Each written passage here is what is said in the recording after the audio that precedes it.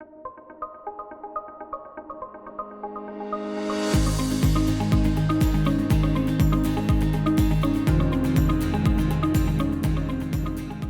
lesson is about finding self-forgiveness for your relapse. When you've used drugs or alcohol for a long time to cope with painful emotions or stress, it can be extremely difficult to let go of that strategy. Relapsing is basically just a return to an ineffective coping mechanism. Labeling yourself as a failure because you've made a mistake can make it extra hard for you to get back on track. It keeps you in a self-perpetrated negative place where you keep relapsing only because you're making yourself feel bad. If you can treat a relapse as a learning opportunity, you can make your recovery program stronger. There are people who will judge you and make unfair assumptions about your character because of your addictive use.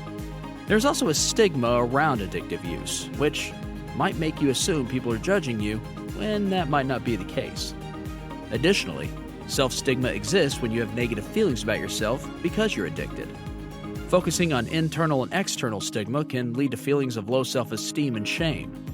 These feelings of shame can ultimately make it very difficult to return to recovery. Shame needs understanding, empathy, and compassion in order to heal. So, when these feelings come up for you, talking about it with a therapist, a friend, or a family member who can be compassionate is likely going to be the most helpful for you. It's natural to feel guilty, ashamed, or embarrassed after a relapse. Acknowledging what happened, apologizing for anything negative that happened as a result, and recommitting to recovery are the best ways to ensure that guilt and shame don't linger. You don't need to beat yourself up because that kind of thought pattern only prolongs the painful emotions that can trigger further use. Encouraging yourself to behave differently going forward will result in a more positive effect in your actions. You are the product of your conditioning, your genetics, your environment, and your culture.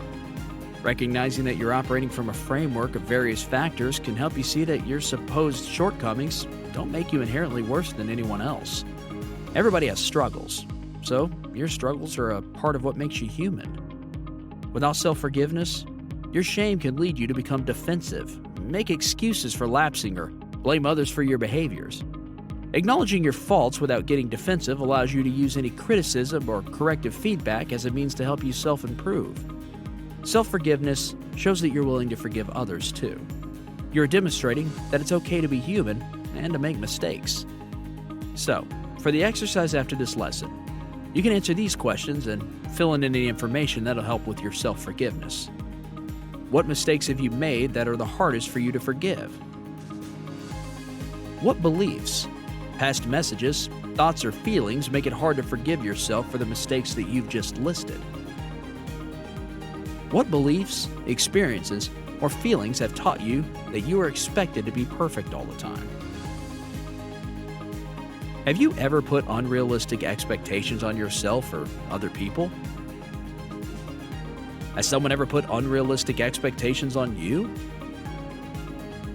To whom do you owe an apology for the mistakes that you've made? What will you change going forward to show that you're earning forgiveness for your actions?